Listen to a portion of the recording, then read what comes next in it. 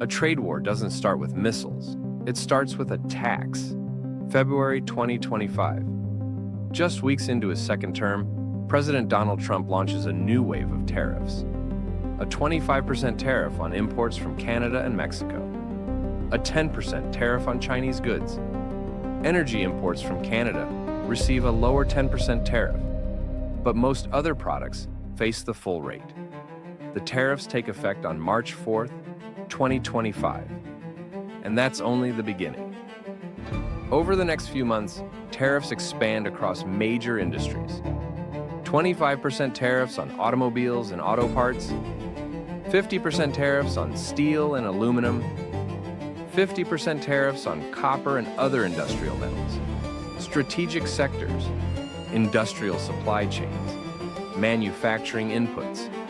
Because these tariffs apply to entire industries, they don't just affect one country, they ripple through global supply chains. Within months, dozens of exporting countries, more than 40, are indirectly hit by the policy. From Europe to Asia, from North America to Southeast Asia. The message is clear.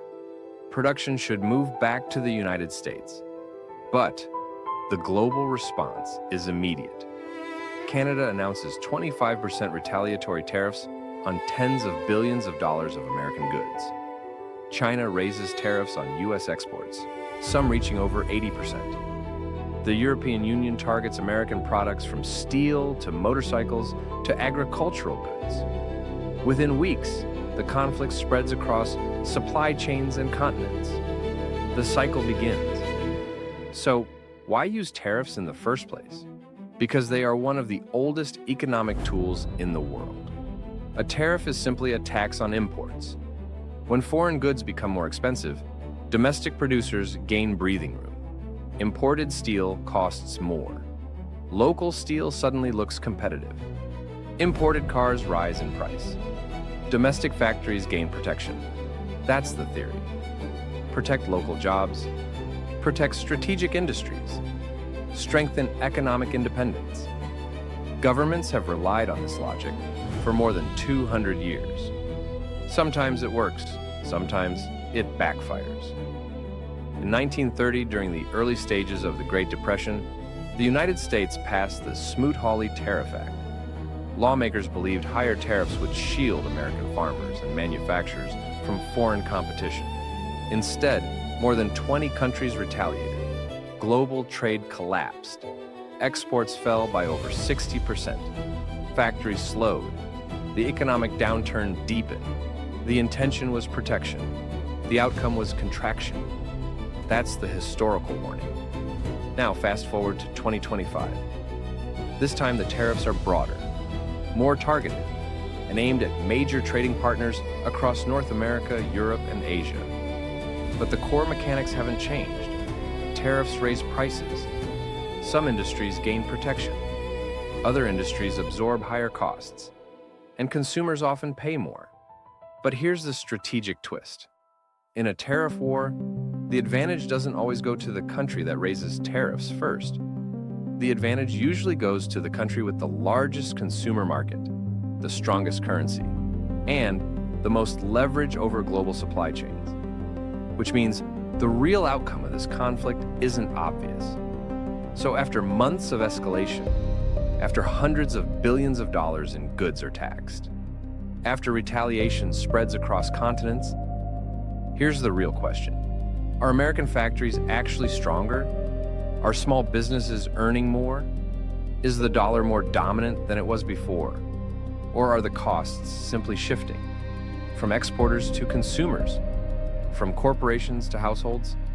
So forget the speeches. Forget the headlines. In this trade war, who is actually winning?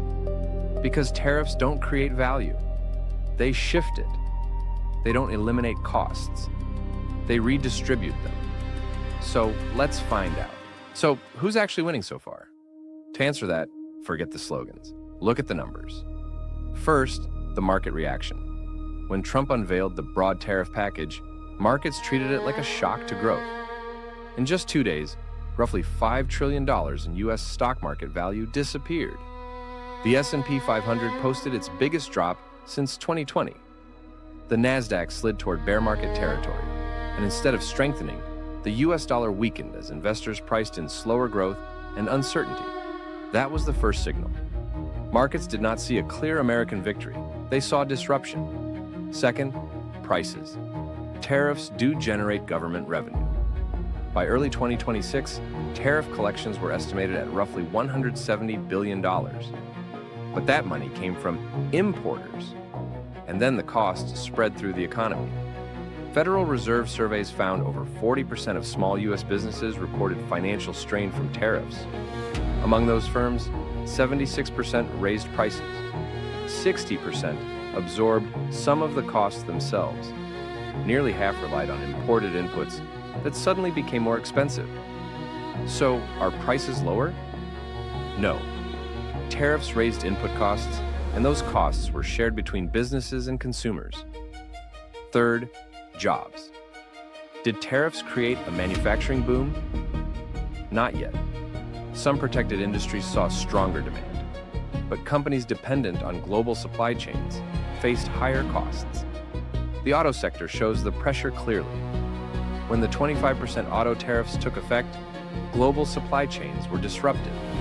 Stellantis, the parent company of Jeep and Chrysler, temporarily laid off about 900 workers at U.S. plants after halting production at facilities in Canada and Mexico.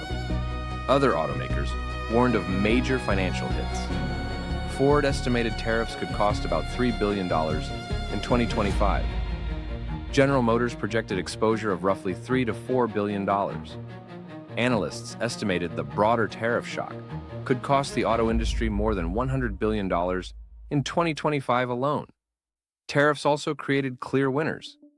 American steel producers saw demand surge as imports became more expensive. Companies like Nucor and Cleveland-Cliffs benefited from higher domestic steel prices and reduced foreign competition. But industries that use those metals, autos, construction, and machinery, faced higher costs.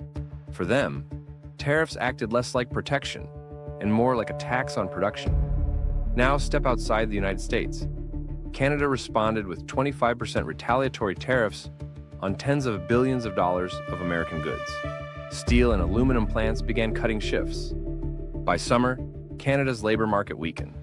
In July alone, about 40,800 jobs were lost, pushing unemployment to around 6.9%. Mexico was even more exposed. Its economy is tightly linked to U.S. manufacturing supply chains. The OECD warned Mexico could be hit hardest among the three North American economies. Its March forecast projected Mexico's economy shrinking about 1.3% in 2025 and another 0.6% in 2026 if tariff tensions continue. Along the border, the effects were already visible. In Ciudad Juarez, one of Mexico's largest manufacturing hubs, more than 64,000 factory jobs disappeared over 2 years as export orders slowed. China responded differently. Beijing imposed retaliatory tariffs while redirecting exports toward other markets and strengthening domestic supply chains. So far, the conflict hasn't triggered a global recession, but growth expectations have clearly weakened. The OECD cut its global growth forecast for 2025 to about 3.1%. The IMF projected around 2.8%, pointing directly to trade tensions and counter tariffs. Even the United States is expected to slow. The OECD projected U.S. growth easing to about 2.2% in 2025 and 1.6% in 2026, while Canada slows sharply and Mexico moves toward contraction. So, who has the upper hand right now? In a trade war, the advantage goes to the country that can absorb economic pain longer than its rivals. And the United States still holds three powerful advantages: the largest consumer market in the world, the global reserve currency, and the ability to pressure multinational companies to rethink where they manufacture. That gives Washington leverage, but leverage is not the same as victory. Markets were shaken, prices rose. Some industries gained protection. Others absorbed multi-billion-dollar losses. and the global system became more expensive and more uncertain. Which leaves one final question. If tariffs are redistributing economic power across industries and countries, who actually ends up stronger when the dust settles? Trade wars rarely stay limited to tariffs. Over time, they reshape alliances, supply chains, and the balance of global power. For 70 years, the global economy operated inside a system largely built by the United States. American markets, American financial power, and American consumers driving global demand. Tariffs changed the tone of that system. Canada and Mexico, two of America's closest partners, are now imposing retaliatory tariffs. The European Union has launched countermeasures against American exports. Japan and South Korea are discussing ways to reduce dependence on U.S. trade policy swings. Across the world, governments are asking a new question. If American trade rules can change overnight, should their economies depend on them? Factories take years to build. Supply chains take decades to design. When stability disappears, money searches for alternatives.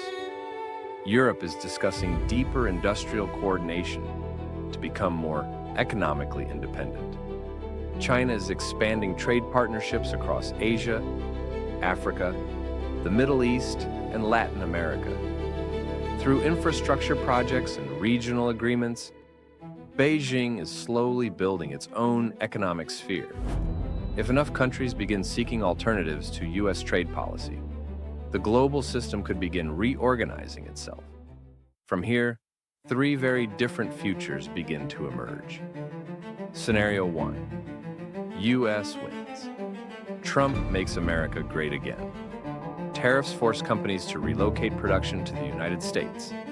Factories return. Supply chains shorten.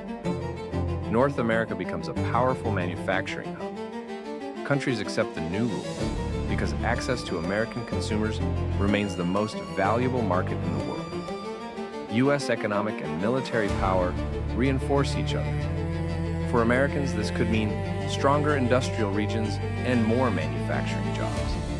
But goods may cost more because domestic production is rarely as cheap as global supply chains. America becomes more self-reliant, but not necessarily cheaper to live in. Probability, about 30%. Scenario 2. U.S. loses. Birth of a new world order. Instead of yielding, the rest of the world reorganizes. China expands trade alliances across Asia, Africa, and emerging markets. Europe strengthens internal supply chains. Countries begin trading more with each other rather than relying on the United States. Global commerce gradually shifts toward new trade corridors and financial systems. The United States remains powerful, but no longer sits at the center of global trade. For Americans, this could mean higher import prices and weaker global economic influence. For many emerging economies, it opens new opportunities outside the American system. Probability, about 25%. Scenario 3. The fragmented world. No single power wins.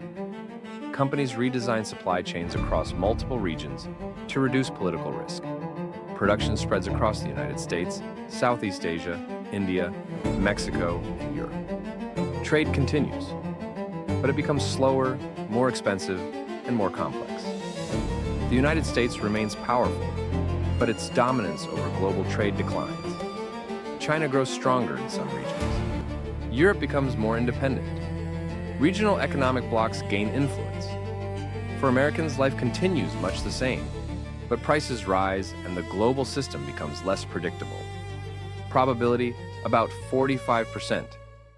Because this tariff war is not just about trade.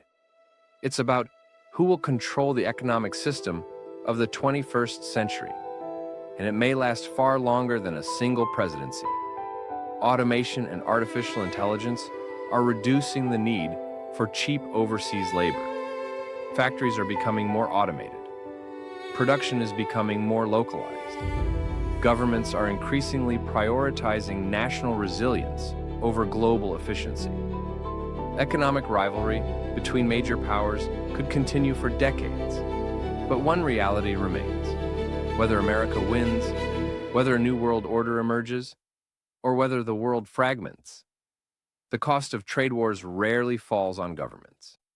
It falls on ordinary people. Higher prices, slower growth, uncertain jobs. Because tariffs don't eliminate costs. They simply move them. And in the end, someone always pays the bill. If this way of thinking makes sense to you, subscribe.